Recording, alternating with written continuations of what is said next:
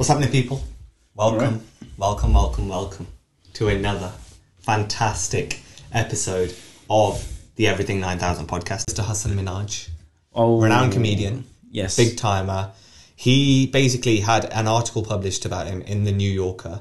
I can't remember the woman's name that wrote the article, but she spent a bit of time with Mr. Hasan, interviewing him, chilling with him, this, that and the other, and basically in time spent with her, he let slip that, you know, obviously... No, so he hadn't let slip. It was more so they investigated some of the claims he had made in the thing, like in his specials.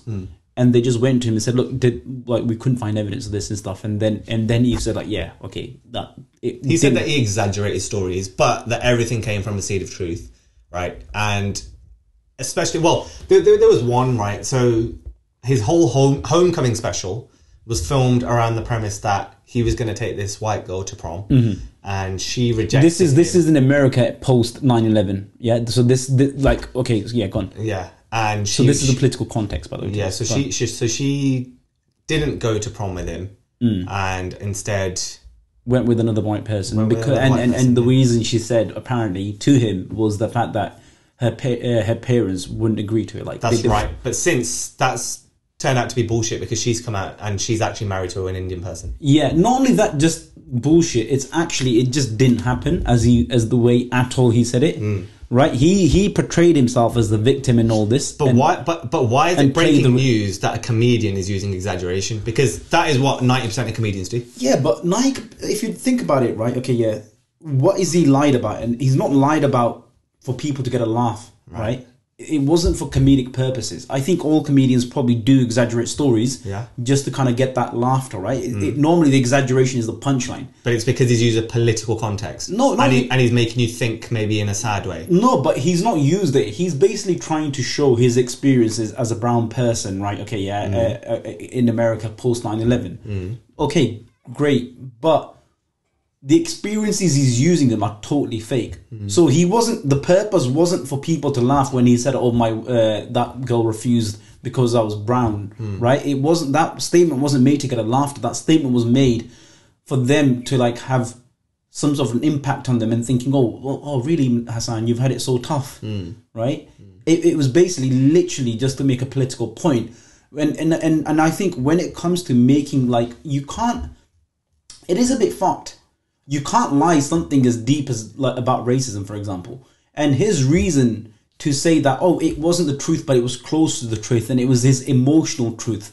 You know, this whole thing he used as being an emotional truth. But why is there so much scrutiny on this? Because it rightly should be so, because you cannot lie about things as deep as that. And not only this, like, so this is one thing. He lied about having been made racist too, right? Okay, yeah. At the hands of this girl, and the impact that this has had on the girl, because apparently he didn't like try make any sort of efforts to hide her identity or anything. So it was very clear like who this girl was, right? So can you imagine the impact that this would have had on her personally as well, when she's going around thinking all these people perceive her to be a racist, when she seems to be clearly the opposite, right? That's one outrage. The second story he totally made up, which I think is the anthrax scare. Yeah. Like, you cannot like make up a story where you're portraying your child to have been put in danger or suffering something. It's like saying, oh, my baby died, to get sympathy, right? I'm not, baby dying is an extreme example, but it's along those lines, right? Just to get sympathy, just to make your point. Do you not think that's like, it's just not morally right to do that? Whether you're a comedian, no matter what purpose you do that for. What about the point of view of, you're paying tickets to be told stories by a comedian. Not all comedians tell stories. Some are one-liner comedians. Everyone has different, you know. Yeah. But he's a storyteller. Right. So, you know, he's used whatever, part experience, part imagination, part whatever. That is the crux of what every comedian does. Not necessarily. You've not got a problem with his method. No. You've got a problem of the content. Right. Look, there are different types of comedians, right? He's trying to, obviously... I do like his work. I've seen his specials and stuff. His latest special I didn't like. Okay, but then the one before that I thought was insane. Okay, Patriot Act and all that, they were very good. But now, knowing what I know now, my kind of like opinion of them has degraded significantly. But right? Why? Okay, look. But every comedian does this. Not every comedian tells a true story. No, it's not about telling the true story. Any thought or any experience gleans from a part experience or whatever. But at the end of the day, he's a comedian. He's a comedian, but there's an image that he's trying to portray, right? There's an image that he's trying to create of himself. It's that one of like a woke, basically comedian, right? Somebody who uses comedy to highlight real life issues that he's supposedly gone through, right? And invoke that kind of emotion. And what about all the positive impact that he's had of that? What about all the Muslims that have lived in America now? Yeah. After hearing all those stories, what about all the white people that have heard Hasan Minhaj's stories? Yeah. Before all of this came out, and what about all the positive impact he had? No, that's all good and well. But now, what about that impact getting undone? Because it turns out. Welcome to show business. No. It's not. Listen, I think welcome to show business. It's not as easy as saying welcome to show business. Everybody lies, but that shouldn't negate the fact that what Hasan Minhaj has done is fine. I just think about it this way. I just think in this day and age, comedians just get too much scrutiny.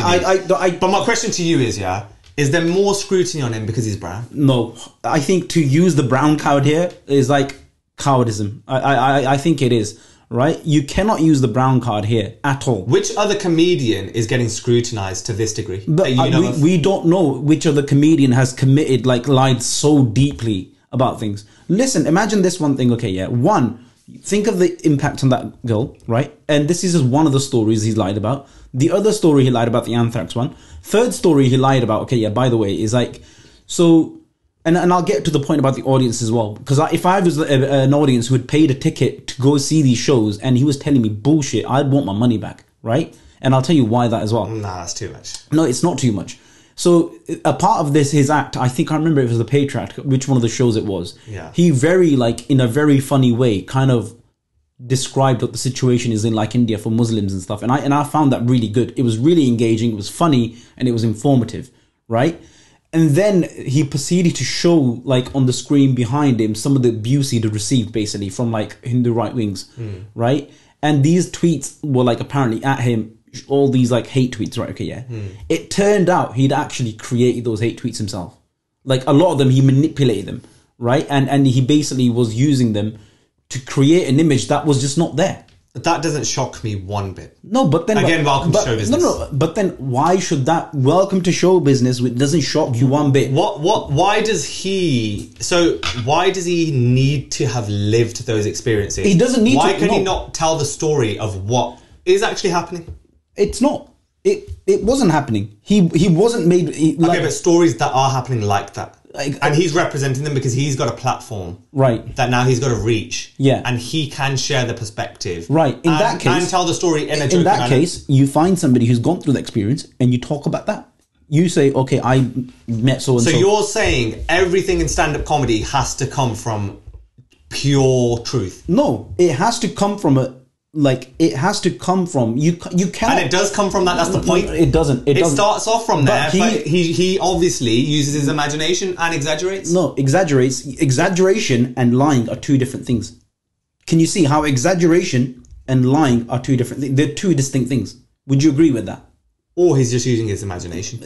So he's not exaggerating, then he's lying. But he's a stand-up comedian. He's not a reporter or a journalist. No, but okay, look, you say that point. No, he is on the show. No, you say that Trevor Noah. No.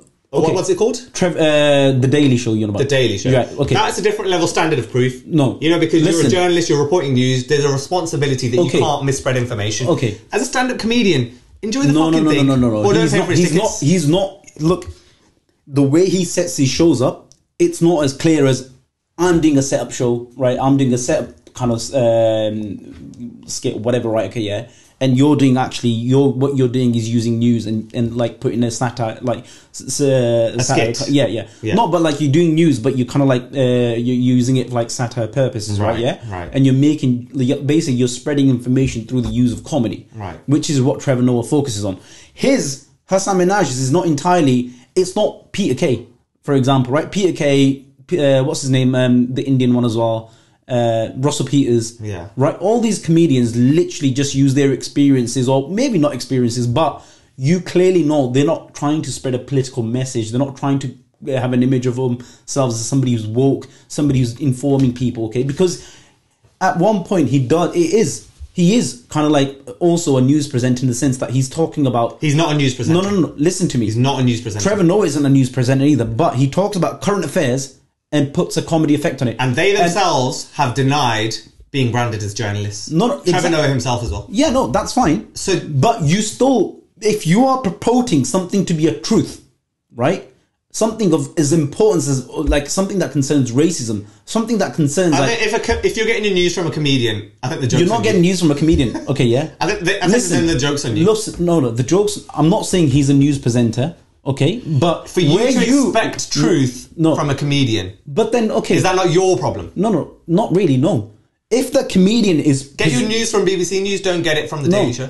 But what you are failing to understand, I mean, okay, yeah. If, for example, you're gonna sit here, okay, yeah. Right, let's say you do a skit, okay, yeah, and you're gonna say, let's say, I don't know, use like using current affairs. Let's say you're making a joke, or perhaps you kind of have a joke about a Tory policy that's in this country right now. I would never do that. No, it's a hypothetical situation. Yeah. Right?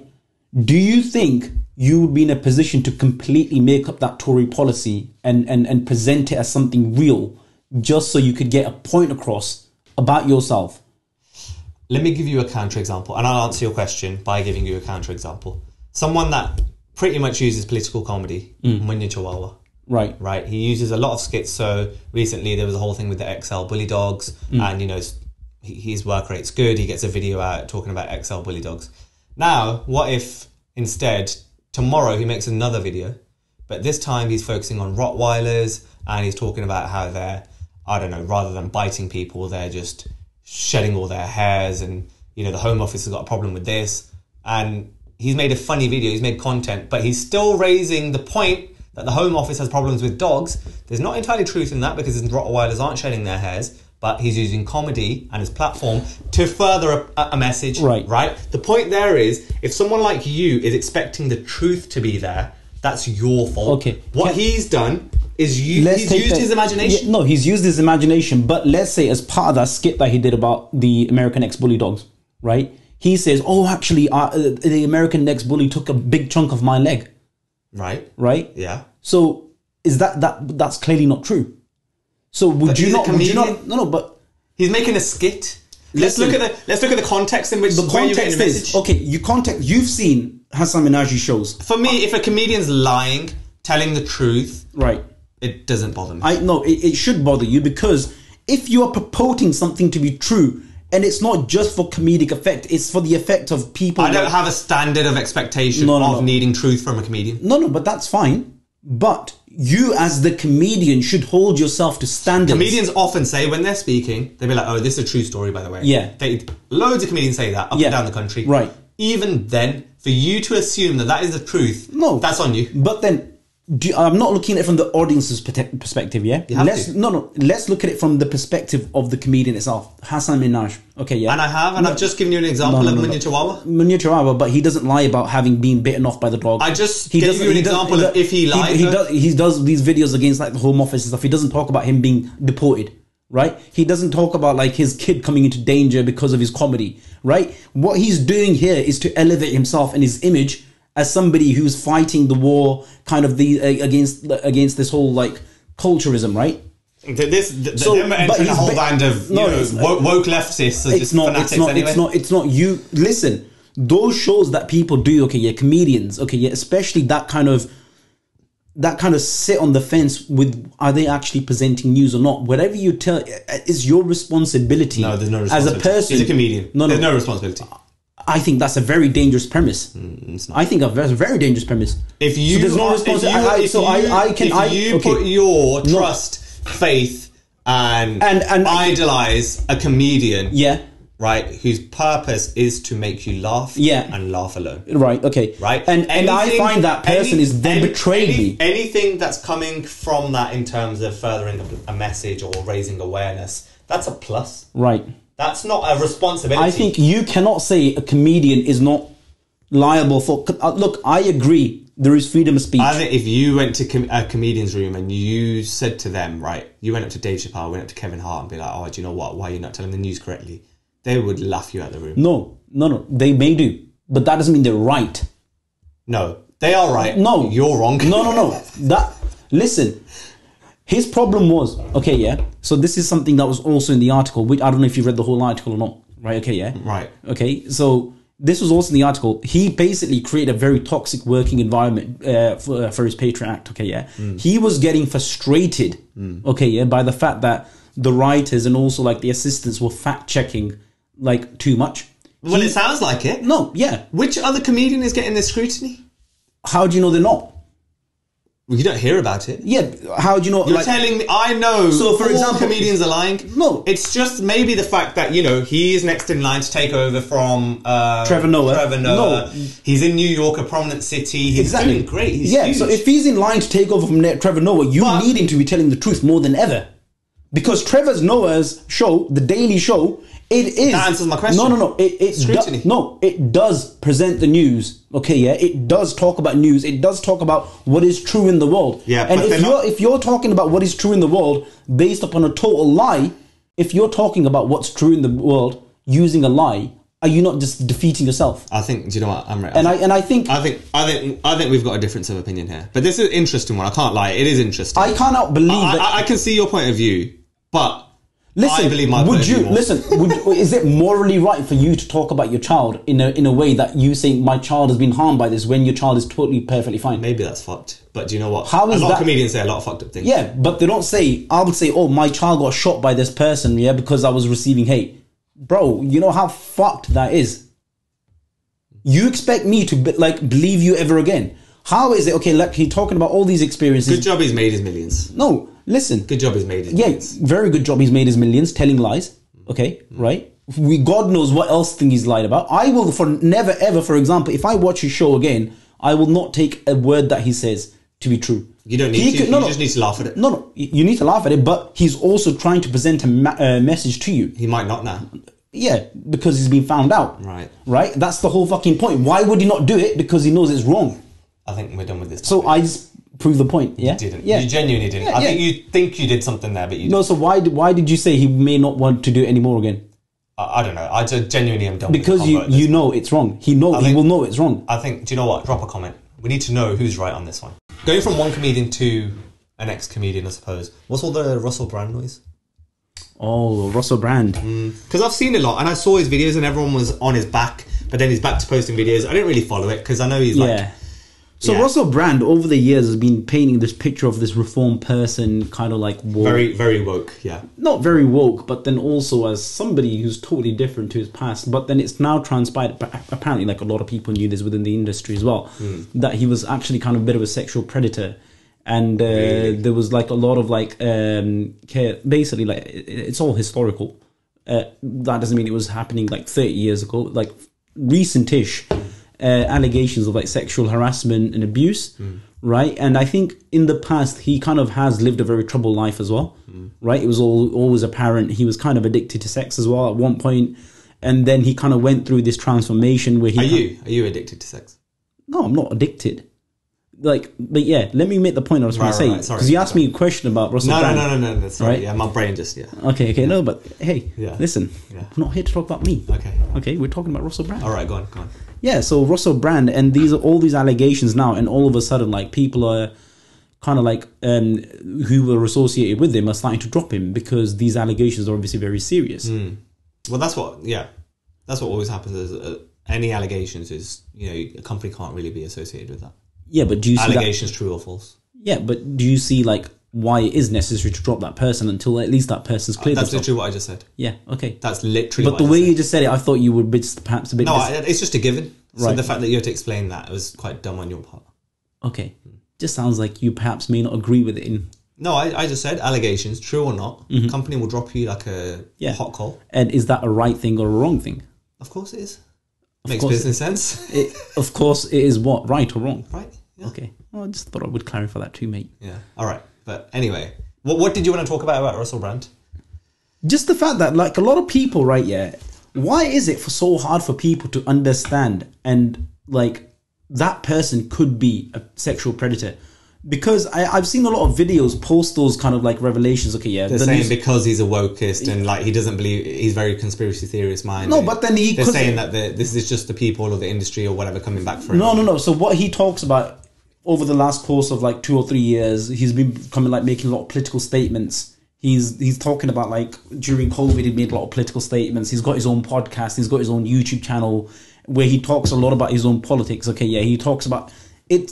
Very conspiracy theorist like, and I'm not saying like, you know, what he's saying is right or wrong, right? Okay, yeah, but he kind of criticized the government a lot. So what a lot of people have then I've seen post those kind of allegations coming to the ground is essentially saying, oh, they're posting these videos of him criticizing the government, saying, oh, you know, they want us to do this, they want us to do that, but this is what they're like. So they're saying that, look, he spoke the truth, so they're coming for him. But do you not see how fucking stupid that is, right? But you don't know until you're in it, man. Yeah, but then you cannot just literally say everything, oh, that person's... You cannot say everything is a witch hunt, okay? You cannot say that Trump getting like kind of prosecuted in America is a witch hunt. Because more likely than not, he has done those things. He's got like... He's getting charged left, right and centre, right? One of the bit more serious charges, one about, for example, the January 6 riots, right? Again, a very, very serious allegation. You cannot just say it's a political hunt, right? So is he cancelled now then, basically? Is that Trump? No. Russell Brand. I think so. Until at least you see... Wasn't he already cancelled anyway? He just did his own thing. No, he wasn't cancelled. He kind of like tried to reform his image. His image was that of a kind of a playboy, kind of flamboyant, kind of, what's the word I'm looking for? What's the word? There's a word for it. A word for what? Think of it. I want to know the word. Flamboyant, playboy. Like, you know, somebody who's always like good with the girls and stuff. Right. Playboy. What? There's a word for it. You know, does that happen to you when you charming? No. Why does my mind go blank? My mind's going blank too. Hold on. No, we need to get this word. We need to do it. It's on the tip of my tongue. This is really bad. It'd be something else. Podcast content, by the way, because we're not saying it. What's the word? Flamboyant. Playboy. Flamboyant. No. Playboy.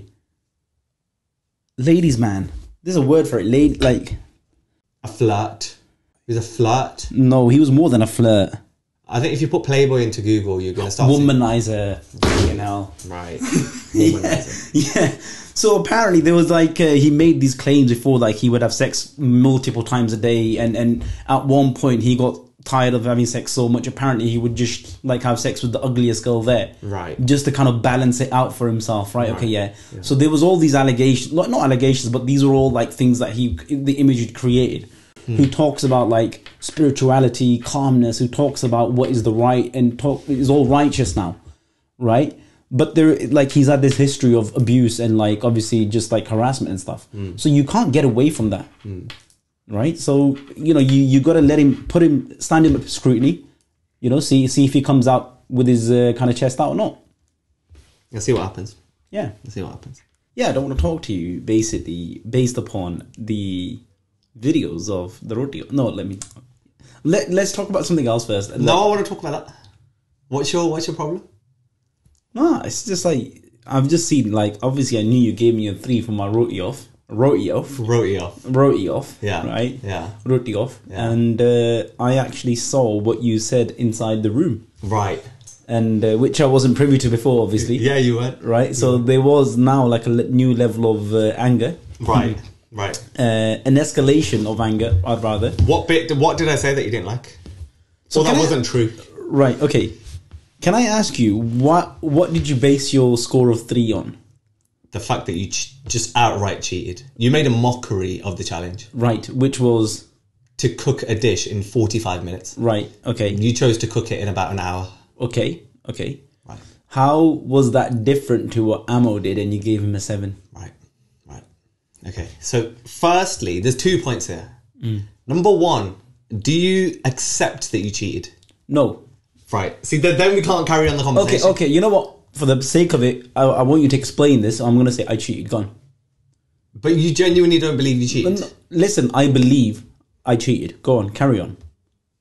So explain. But the fact that you know what? There's something wrong with you. You can't see how you cheated. No. I can see how I cheated. Right. So I want you to say, explain to me. Amo's dish. Right, go on. Was what he pre-prepared was some onions and tomatoes. It wasn't onions and tomatoes. What was it? What is the most important and the most, like, where does the taste come from? No, I told him that. I told him it was the tasty bit. Yeah, okay. I told him it was so the tasty bit was the one that he made off camera. The torka, right? Yeah. What is basically onions and tomatoes? The onions and tomatoes. What is the foundation of any curry? The onion. No. Tell me, what is the most, like, what's the foundation of any curry? Yeah, it's torka. It's a torka, but right? That wasn't all of the torka. Otherwise, if you don't have the torka, you just serve the jumps as it is. Stop preaching, right? You're not a master chef. Right? No, but chill out for a second. No. I'm just telling you. We know the torka is the base of a curry. Okay. Yeah. So he prepared a third of his torka. Right. Right. It's not his whole torka because he did a lot of the torka in front of us too. Did fuck all. Okay. He didn't. He created all the bay leaves, curry leaves. He did all that stuff. He literally just threw it in the pan. Okay. What you did was throw it in the pan. No. Right. What you did. I did all the intricacies of my dish there and in front of everybody. Didn't. Right. The only reason. Listen, you asked me a question. No. Do you want me to give the answer? Go on. I deducted Ammo 1 mark for cheating. So why was I deducted 5 or 4, whatever you wanted to do? What, you think your dish was an 8 out of 10? Yeah, go on. It really wasn't. But the reason why I deducted Ammo 1 point is because he literally prepped part of his torka. It's up to debate whether you think it's a third, a fifth, or whatever his torka. But part of his torka, the most important aspect of his dish, was prepped beforehand. The dish that in comparison to yours, which is your dish, the aspect of the dish that you said was very tasty. Yes, but can you see? Could you have eaten those soya chomps? I just find the word chomps funny as well. First of all, could you have eaten those soya chomps without the torka? Of course you can't. Okay. No, but can I then say, had he just served the soya chomps as they were, would you have found them as tasty as you probably would have found them? So he still prepped some parts of the torka in front of us. No, it wouldn't have been as tasty. Okay, right. And so therefore I deducted a mark. Right. Okay. Because in my opinion, that point is the difference. So the fact is, the tasty bit, the bit that you praised, was not prepared in front of you and was brought from home is okay for you. All right. Right. But the fact that I did all of my take 2 marks off in hindsight. Right. Okay. He still would have won. Right. No, you wouldn't have. And you still would have lost. So do you not think, like, I've actually had messages from people that have said, actually, you know what, Aman ruined it a bit because that was clearly just bias, man. Right. So why is it that you could not take no, I've also heard the feedback, but this was after episode 1. Right. And some of this feedback was retracted once people had seen all 3 episodes. Right, okay. Right. And I heard the feedback that I was a bit harsh. So, you know, I can sit here and say, oh, fine. If I don't want to deduct 3 marks, I'll deduct 2. Right. So you got a 3, you got a 4. Right. You got a 5. But you still would have come third. You know what? My take on this is... But you know what it is? No, Amrit. This is what... Look, you think you can cook, you love showing off, you love doing this, you love doing that. The fundamental bit is the bit that you fucking served that everyone ate. The dish is called kofte, and you made the kofte at home. Right. Can you acknowledge because do you acknowledge that you fucked it? Because the kofte take the longest thing, like... So then don't make it, don't choose that dish. Right, okay, no, but I... So you want to make something hard, difficult, complex, but you don't even do it there? Right, okay. Can you not admit the fact that the best food that was put on that table was from me? Have you, till this date, shown the pictures of you cooking the kofte? They're in my phone. No one's seen them. They are in my phone. I will find it and I will show it to you. Firstly, I don't know how you take pictures of someone making kofte. Oh, here we go, buddy. I can tell you the date and I can tell you the evidence. 14th of May. Let me see this. Right. Let me see the evidence. Okay, let me just check. No, let me see that. You want to present evidence? Let Lord Aman. Right, there you go. Decipher it. 14th of May. And if you scroll towards the right, you'll find it's the same day that we basically filmed, because I've got footage of us filming that day as well. So this is something, it was an oversight from me in the sense that I didn't show these to you, but the fact that you enjoyed the dish and you said the kofte were the nicest part, I actually made them myself as well, FYI. Right. So you've got evidence now. It's irrelevant. Right. You could have made a Gordon Ramsay level dish. It could have been a Michelin star dish. It could have broke the culinary world. It could have been sizzling on my tongue, singing the songs of fucking Westeros for all I care, right? At the end of the day, it wasn't done in the kitchen. The challenge is, just so you know going forwards, because we will be doing more challenges, the rules are, we're going to make a dish in 45 minutes with our roti. Right. Dish of our choice. Did you or did you not do that? Just yes or no? Yes, I did. No. Did you make the complete dish in 45 minutes? Yes, I did. No, you didn't. Yes, and I the did. fact that you try and deny that just says everything. Okay. I'm just saying, next time you're judging me, perhaps, just perhaps, take out the bias, right? And just enjoy it. You were so bent on like criticizing it that you actually, I do not think you did not allow yourself to actually enjoy the curry as like that hot chocolate you had in Paris. No. I'm just saying. You were so hell bent on saying criticizing it. You did not enjoy it. Like Suki, for example. You tried to manipulate into saying, "Oh, this is too much on that side. This is too much." Did you see his comments in episode 3? Yeah, he said he enjoyed it. No, but did you see why he deducted marks? Yeah, because he deducted 1 mark. Fair play, but that doesn't warrant you to deduct like 5 marks. Another thing we need to talk about: the World Cup's starting like this week. Cricket World Cup, the only World Cup that matters. The only one that England will ever win in our generation. They won the last one. They're actually not favourites, but they're up there to defend, their title. Where's your money? My money is with India. My money and heart is with India. Mine isn't. Really? India's always hyped. Oh, look at the star-studded batting lineup. Look at all these superstars. Virat Kohli, Rohit Sharma. Have you seen Rohit Sharma? Have you just seen a picture of him? No. He looks like you, bro. Okay. He just genuinely like face, hairstyle, beard style, stomach. Right. Very much so stomach. Yeah. He looks like you. No. So he looks anything but an athlete. Right, okay, that's what fine. I'm trying to say. But, one, it's cricket, the World Cup is in India, right? Right. If you look at India's kind of ODI history in India, they are very, very good. The last World Cup that was in India, they won, right? So I think... In 2011. Yeah. Yeah. The one that was probably rigged for Sachin Tendulkar. But anyway, that's a different story. But you can't rig a cricket match to the point where you make Sachin Tendulkar win. Right. Right? You had to beat Sri Lanka. Right? You had to beat all the other teams that you played. Yeah. Right? So I don't think the other teams would have just laid down and be like, okay, you know what, we'll let Sachin Tendulkar win. But you think home advantage is that big? Yeah. I don't think so. Really? Should I tell you why? Because India has a lot of flat tracks. Flat tracks suits batting lineups. Yeah. And England has a better batting lineup. Australia arguably has a better batting lineup. Really? And the only other factor for home conditions, yes, it spins. So if they create non-flat wickets and they create proper spin burners, then you've got the likes of Ashwin coming in, Kuldeep Yadav, etc. That's not what appeases fans. The fans want to watch big scores, 400s. They want to see Kohli get a century. Yeah, so and I think all the top hitters have come into form at the very, very right time. Like Kohli, since he's not given up, since his captaincy was taken off him, rightly or wrongly, he's kind of come back into form. Right? But you know what? There's always hype about India, man. No. India's going to do this, India's going to do that. India do fuck all in the World Cup. But it's like Brazil, going into World Cup with Brazil in football. More so than Brazil. More so. No. Because recently, we know now, last couple of World Cups, Brazil really, they got Neymar, they got this, but they're going to do fuck all. No. We know that, right? Our money's been on Spain's and Germany's, this, that and the other. The money is well and truly always on India. Yeah. India is the favourites. The bookies have them favourites. They are hot favourites. Yeah. But they don't deliver. Yeah, a few semi-finals, couple semi-finals along the way. No, but if you look at it over the course of last 10 years or so, like since the World Cup 2011, they obviously won that. Yeah. Right? Then won the Champions Trophy. In 13. Right, okay. And then it's been downhill. No, not really downhill, but... It has been downhill. Okay, but they've been getting to semi-finals. Have they had a performance... Those semi-finals have been pitiful as well. And the way that they've got there has been pitiful. It's been disappointing. Where they should have won. Right. Yeah. England are obviously very, very strong. Okay, but England is strong as fuck. And they have in their starting 11... 8, or in their squad, I should say, in the 15 that they've named, 8 people that were part of that winning World Cup. Yeah. And they've brought back Stokes. They've got the right energy, man. They've got the right energy. And do you know what the difference is? And this happened in a recent match when I think Shreyas Iyer got a century and the guy with him batting, was it Shubman Gill?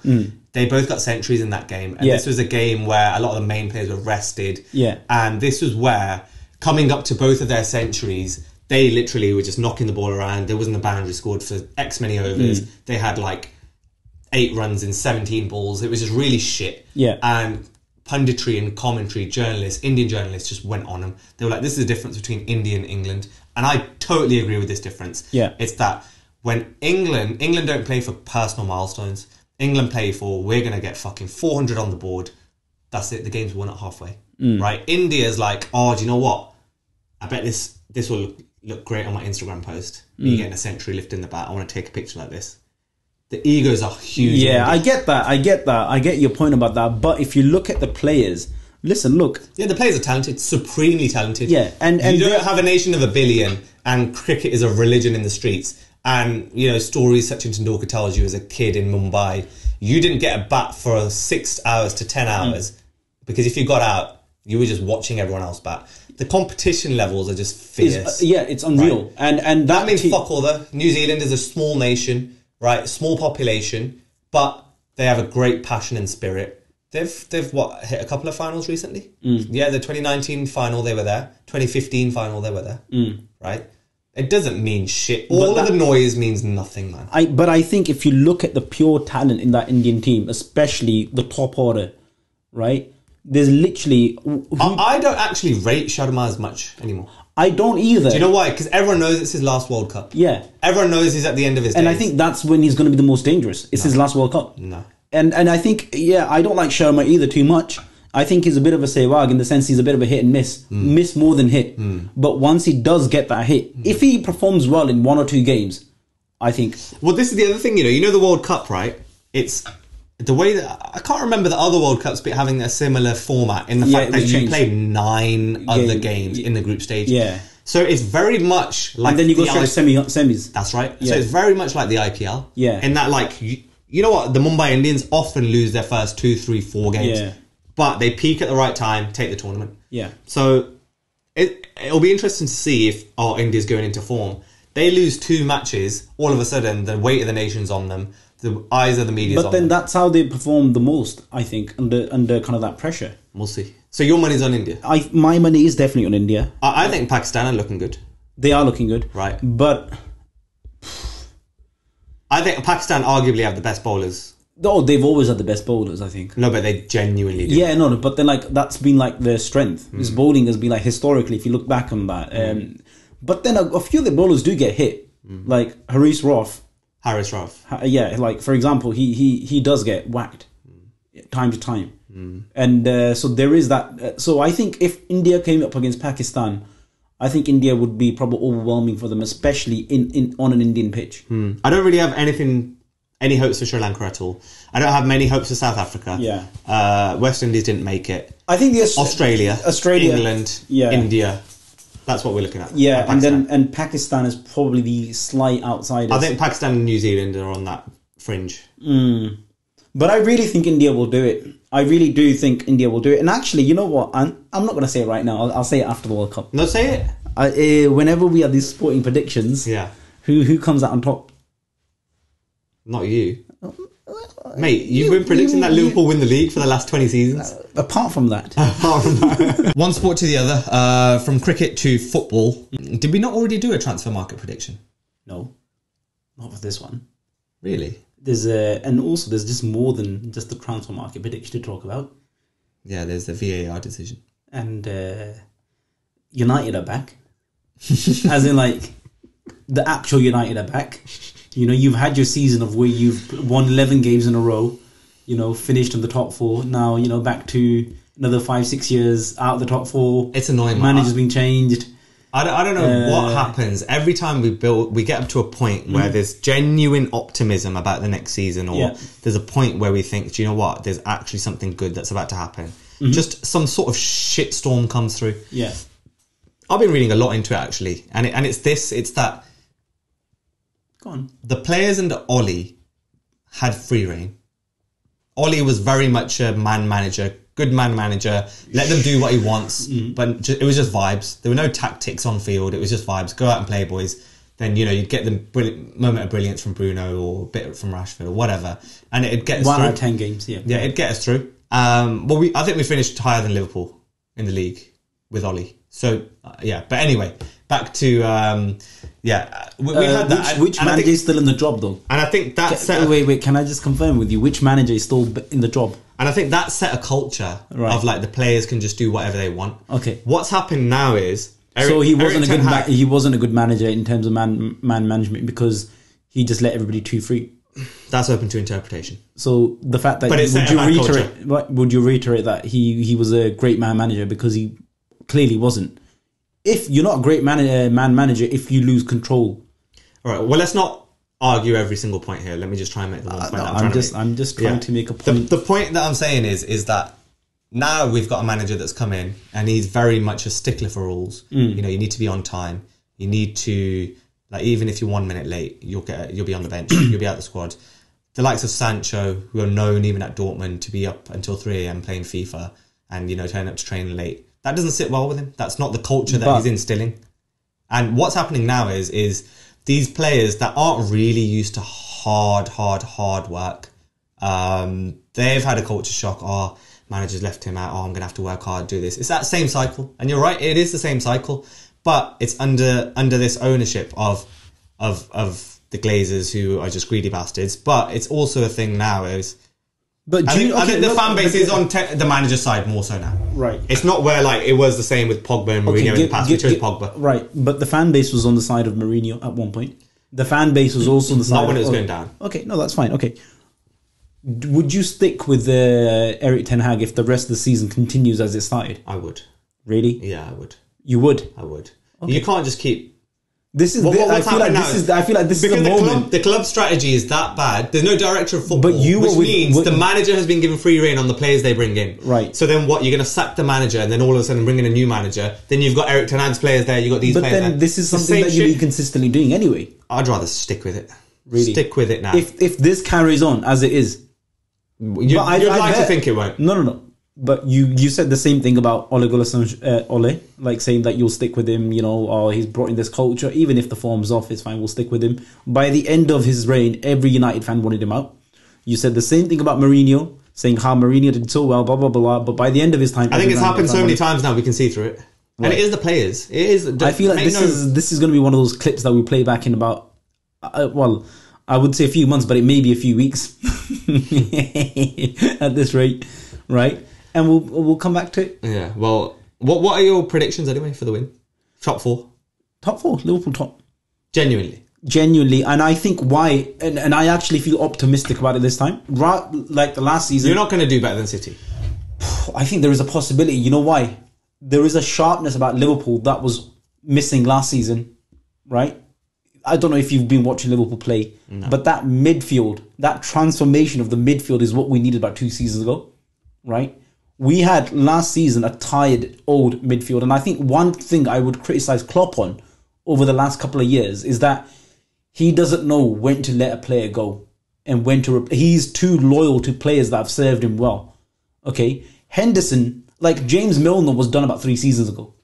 Right? But he held James Milner on. He would bring him on. And James Milner, when he would come on, would give free kicks away left, right and centre. Right? I could have defended better than James Milner in those games. Henderson, again, held on to him a bit too long. I don't think he was at the level he needs to be at for last season as well. Right? Fabinho was kind of faltering, but I think Fabinho could have stayed. Fabinho only just went because he just wanted more money. Right? But there was players that he was playing over and over again that were well past it.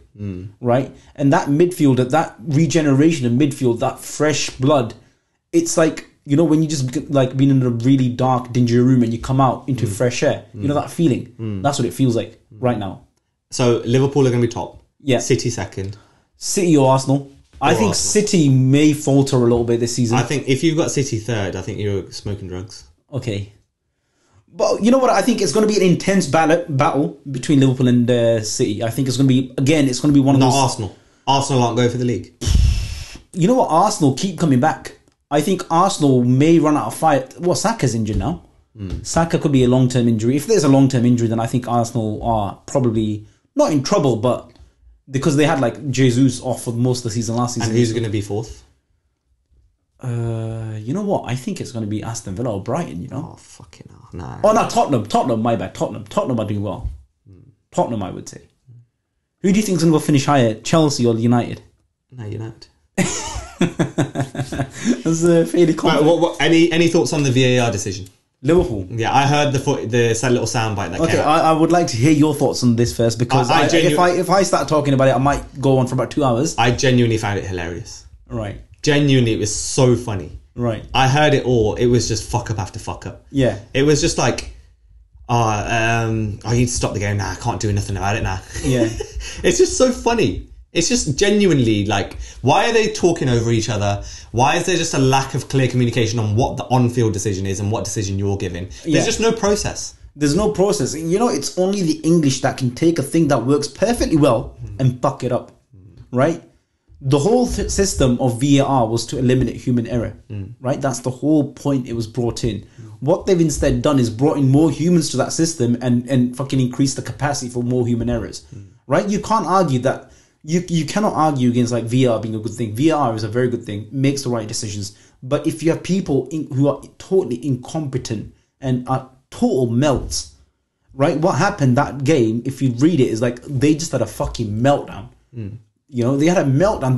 They panicked, and you cannot have that, because previously in seasons we've lost the whole title by a point, and I feel like this season, the way Liverpool are firing, the way City are firing, that 1 point could be extremely costly. The one thing that we had hoped, this was like, City got beat, right? On Saturday, or was it Sunday morning? They got beat, right? So now we came out and played that Tottenham game like better than any team could have done. I was very angry at Jota, right, for getting that stupid second yellow card. Look, whether you argue the first card was not a yellow card, which it wasn't, clearly wasn't a yellow card. You mean? Yeah, the first yellow card I'm on about. Jota's right, yeah. It was never yellow, right? So, but that doesn't mean that you can then go make a stupid challenge because you think the first yellow card wasn't supposed to be there, but even though you are yellow carded. So to lose that concentration and to lose your cool when you already know you're down to 10 people already, 10 players already, and there's about 20 minutes of the game to go, it's 1-1, you're on top of the game, there's no need to dive in. I was so pissed. I hope fucking Klopp slapped the shit out of him in that changing room. I really hope he had. Like, if I was Klopp now, I would not put him in the team for the next five games just to teach him a lesson. Right? I probably would, but he's a good player. But listen, but I was so, and I still am very pissed at Jota, right? Because we could have gone and won that game. And to be fair, like, we almost won the game in the first half when Salah put it on the plate for Diaz and he missed. It was a great chance. That game was so exciting. That game, even though we came 2-1, like, lost that game, it still felt like we came out as winners. That loss was probably the first loss I felt we came out as winners. So that VAR decision, it's absolutely, I don't understand. Do you remember a couple of seasons ago when United got given a penalty after the full-time whistle had gone? Yeah, I rember that. That was last season. Was it last season or season before? Yeah, it was a couple of recent memory, yeah. Right? Yeah. It was very recent. So how does Bruno scored it. No, how does a game, you blow the final whistle, players are shaking hands, they're about to walk off and you bring the players back onto the fucking pitch is acceptable, but you can't stop the players and say, look, oh shit, you've not given that goal. Oh, by the way, stop. But what about just the use of technology? I watched golf. I was just watching a bit of the Ryder Cup, right? And they hit the ball, and there's just like a virtual graphic following the ball. You see that in tennis, right? And we see that in cricket as well. Why is football the biggest game of the ball? No, these people sitting with their cursors drawing lines. No, so there is two different systems. So if you look at the Champions League, they have like semi-auto offsides, right? So it's a lot more clearer. You know, have you ever noticed when they check VAR checks in Champions League and they do the VAR one, it's always like a screen that shows you exactly what part of the player is like offside. Yeah. Right? Yeah. So Premier League clubs voted against that. Right? So what they're relying on is then to drop the lines themselves. Right. Okay, whether that is right or wrong is another question. Right? Generally also, the lines... You're just asking for more fuck-ups there. Yeah. Humans make mistakes. No. This is what I mean. The English will take something that works perfectly well and fuck it up. And that's my genuine thing. They will. You think about it, VAR is the one thing that brings more certainty to football. And it is supposed to eliminate this sort of controversy. And I don't think this is good for the sport either. No, it's not. It's not. So you can't say, oh, it's giving people something to talk about. Yeah, football is... The world has developed so much. You need more certainty. There's too much riding on these little decisions. And in a league where you've got Man City and Liverpool, and where you have those two teams getting on fucking 99 points and 100 points, 97 points, 98 points at the end of the season, these things these tiny little fractions matter because we've lost the league by a tiny fraction before. You know, when we played City, the ball, there was like a 0.1 millimeter of the ball hadn't gone over the line, and so we drew that game. We didn't beat City. Actually, there was a big one, you know. There was a big we lost repercussion that I saw as a result of all of this.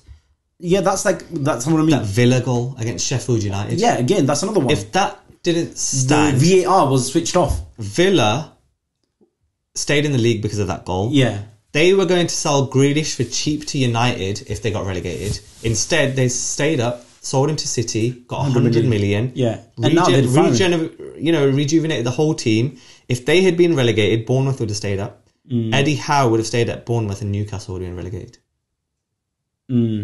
Look at that. On one decision. Yeah. And that's not fair. It's just these this is what I mean. And also equally big, as I said to you about the Liverpool, the ball not crossing the line by like the tiniest ever margin. And we didn't win the title that season because Liverpool kept winning their games, City kept winning the games, right? And if you look at Liverpool, the way they are firing, literally is such a it is so good to watch Liverpool right now. The way we came back against Newcastle, the way we kind of keep coming back, winning games 3-1, 2-1, it's fucking beautiful, bro. I'm so excited for this season, but this is like, honestly, I've heard the audio on radio, but I've just not been able to get myself to listen to the whole audio because I just know I'd be too pissed. What's your prediction, man? Who's going to win the league? I genuinely have lost interest. Like, genuinely, I don't even want to predict a winner because I know it's not anyone that I care about. But then all I know is it's not going to be Liverpool. Why do you speak from such a bias? It'll be Man City. Just say that then. It'll be Man City. Okay, who's going to win the Champions League? Real Madrid with Bellingham. Bellingham, man. Fucking what a player. Brummy. You know what? If there is... Who's on the top of the world right now in terms of football? Bellingham, man. Honestly. It's Bellingham. It's not Billingham. It's Bellingham, whatever it is. But like, imagine being him, 20 years old. 20 years old. Right? 9 games, 8 goals. But those Real Madrid fans are going to turn on him. You know, it's going great when you've got 9 goals in 8 games or 8 goals in 9 games, whatever it is. And, you know, they love you and the world's at your feet and, you know, you're at the biggest club in the world. That's part and parcel of playing for Real Madrid. And he won't score for 3 games and all of a sudden he's getting whistled and booed when he misses that chance from 6 yards out. That's part and parcel of playing for Real Madrid. If you want to lap up the... Shit fan base. Listen, they have certain expectations of every single player. Expectations are way, way higher than any other place. But that is what people go there for. People go there because the prestige that comes with playing for Real Madrid, it doesn't come at a low price. It doesn't come cheap. You know, if you didn't want criticism from fans, stay at Birmingham City. You know, you want to test yourself amongst the very best, amongst the most harshest fans. Having seen what you've seen from Bellingham now, do you agree with the fact that Birmingham City retired his shirt? 100%. I still think it's over the top. It's not over the top. It's not over the top at all. It's not over the top at all because... Do you think it would be right for them to... it's a bit premature in the sense that they retired at the time when like nobody knew who Bellingham was. Yeah. Like I didn't know who he was until... Yeah, like they're making a point. There's other ways to make a point. Yeah, but then I think... it's just because obviously they've seen something that we haven't and we probably still won't see because I don't watch him game in, game out. I just see highlights. Right? I just see him putting the ball in the net or whatever. Right? Okay, yeah.